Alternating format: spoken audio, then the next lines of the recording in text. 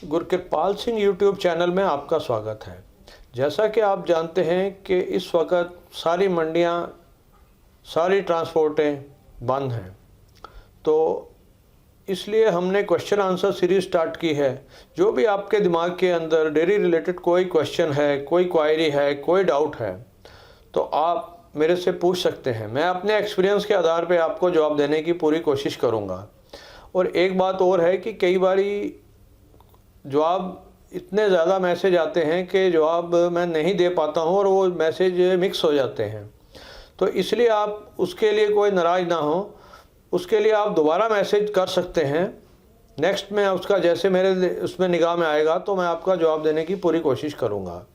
और इसके लिए मेरा व्हाट्सअप नंबर है 9013284749 901-328-4749। हमारा अगला क्वेश्चन है उत्तर प्रदेश से। हेलो सर, नमस्ते सर। मैं यूपी बरेली से बोल रहा हूँ। मैं मुर्रा भैंस और एचएफ गाय पालना चाहता हूँ। मुर्रा भैंस 15 लीटर वाली और एचएफ 30 लीटर वाली। और मेरे यहाँ दूध भैंस का 50 रुपये लीटर है और एचएफ गाय का 30 रुपये लीटर। तो इसमें क्या कुछ प्रॉफिट हो पाएगा?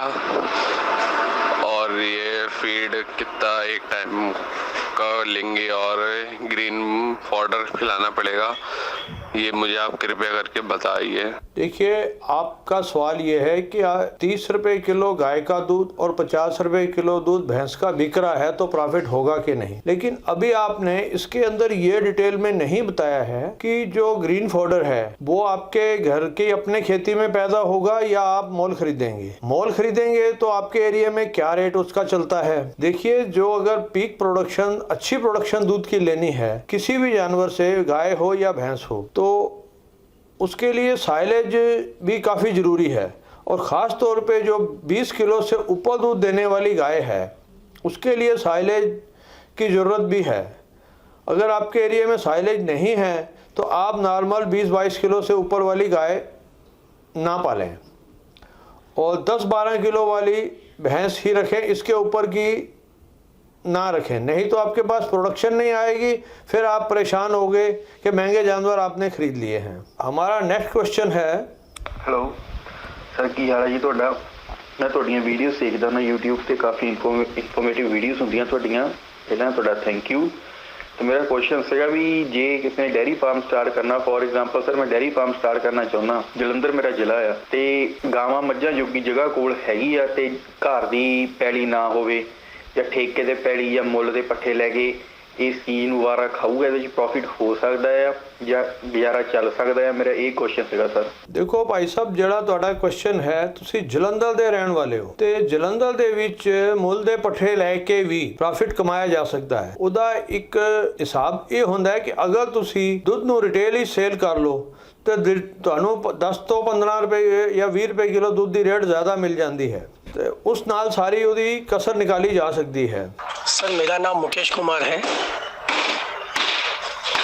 मैं सूरत गुजरात से रहने वाला हूं और मुझे नया डेयरी फार्म शुरू करना है और मैं ऐसा चाहता हूं कि 3 गाय रखूं और उसके दूध की मिल्क की कैपेसिटी 30 लीटर हो। पूरे दिन का एक गाय 30 लीटर दूध देती, सुबह 15, शाम को 15। तो सर मैं डेयरी फार्म करना चाहता हूँ और सबसे बड़ी ये वो बात है कि मेरे पास सब जो उसके दानी पानी जो दाना वो खाना लाना है वो सब बाजार से लाना है। मेरे पास कुछ अवेलेबल नहीं है, यानी कि सब बिकट ला के खिलाना है सब। और दूसरी बात कि सर यहाँ पे डेयरी का जो रेट चल रहा है वो 30 रुपया डेयरी चल रहा है।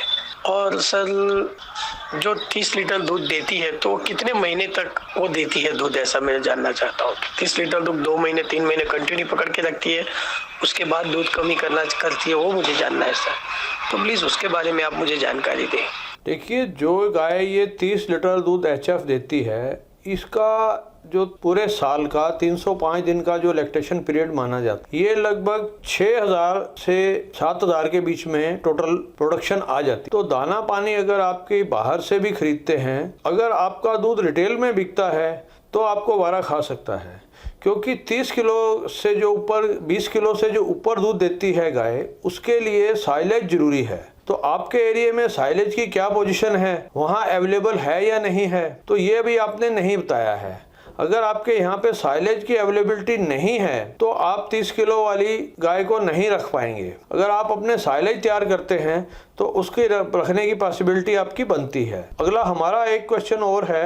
सर सत श्री अकाल, मेरी यह रिक्वेस्ट है जी कि जिस तरह हरियाणे वाले जी अपना हरियाणे के बुलों ते सरकारी बुलों ते वीडियो बनाते हैं, जो ਤੁਹਾਡੇ ਕੋਲ टाइम होया ਤੁਸੀਂ पंजाब गवर्नमेंट के नाभा के मोरा बुलों ते वीडियो बना दी।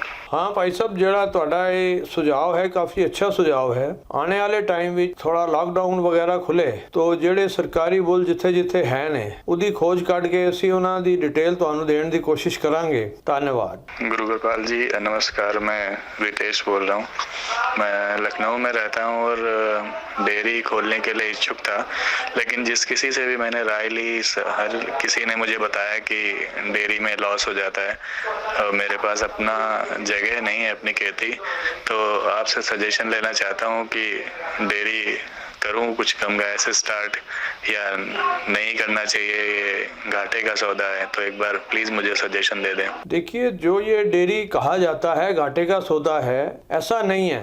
लेकिन अगर आप इसकी जानकारी इकट्ठी किए बिना अगर आप डेयरी स्टार्ट करेंगे तो ये घाटे का सौदा भी बन सकता है। तो इसके लिए पहले 1-8 साल इसकी जानकारी इकट्ठी करना, आपके एरिया में जो भी ब्रीडर हैं, जो भी वहाँ पे डेयरियाँ करते हैं, उनसे ज़रा मुलाकात करो। क्या पोजीशन है, दूध की क्या कंडीशन है, कैटल वहाँ पे कैसे मिल रहे हैं, आप उसकी कैटल की परख कैसे करोगे, कोई पार्टनर ढूंढोगे या वहाँ का कोई एक्सपर्ट आदमी साथ में लोगे। तो इन चीज़ों का आपको पहले ध्यान करना पड़ेगा, उसके बाद में ही डेयरी फार्म स्टार्ट करने की सोचना चाहिए। नमस्ते सर जी, मैं कश्मीर से हूँ, तो मैं नया डेयरी फार्म स्टार्ट करना चाहता हूँ। अब मुझे ये इन्फॉर्मेशन चाहिए कि पंजाब में किस जगह सबसे अच्छी जेन्युइन रेट मुझे गाय मिलेगी और सबसे अच्छा डीलर कौन है वहाँ पे पंजाब में जो गड़बड़ नहीं करता हूँ। बस सर इतना बता दीजिए ताकि मैं अच्छी गाय वहाँ से खरीद सकूँ। देखिए भैया, जो पंजाब में गाय कहाँ से मिलेगी ये सवाल काफ़ी कॉमन आता है। पूरा पंजाब ही लगभग भरा हुआ है, पूरे पंजाब के हर गांव के अंदर गाय बिकती है क्योंकि यहाँ HF गाय की प्रोडक्शन काफ़ी ज़्यादा हो चुकी है। और रही बात के गड़बड़ और धोखेबाजी, तो देखो कि कहीं भी होने के चांसेस इसके होते हैं। बाकी इसकी जो है एक्सपर्ट होना, खरीदते टाइम पे इसका अपना एक्सपर्ट आदमी साथ में लाना, ये बहुत ज़रूरी है। नमस्ते गुरु कृपाल सिंह, हम महाराष्ट्र से बोल रहे हैं जी।